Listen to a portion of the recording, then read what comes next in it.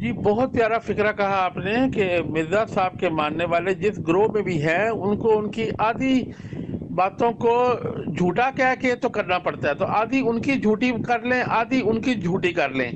تو ہم 100% جھوٹی کہتے ہیں تو وہ آدھے جھوٹے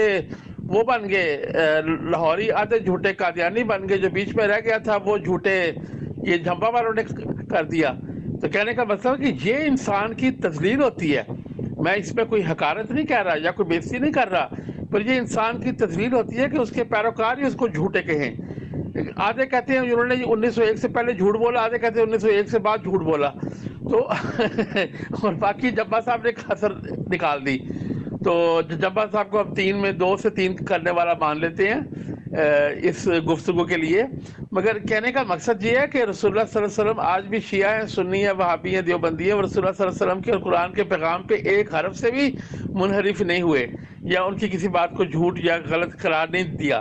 یہاں تو دونوں گروہ ہی ایک دوسرے کو، یعنی کہ اگر مسلمان نہ بھی کریں، ان کی مخالفت کریں، تو ان کے گروہ ہی کافی ہیں تا قیامت ان کو جھوٹا ثابت کرنے کے لیے۔ اچھا ضیاء بھائی، جب آپ اس کی برائے نام احمدیہ کا مطالعہ کرتے ہیں نا، تو شروع کے کچھ پیجز کے اندر مرزا قادیانی کہتا ہے کہ ہم نے اس کتاب کے اندر جتنے دلائل لکھے ہیں نا وہ قرآن و حدیث سے لیے ہیں، اور کہتا ہے کہ اپنی طرف سے کوئی بھی بات ہم نے پیش نہیں کی،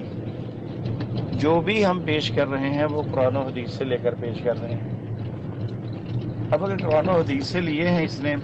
اور کہتا ہے ہم نے جا بجا 15 سپارے اس میں لکھے ہیں،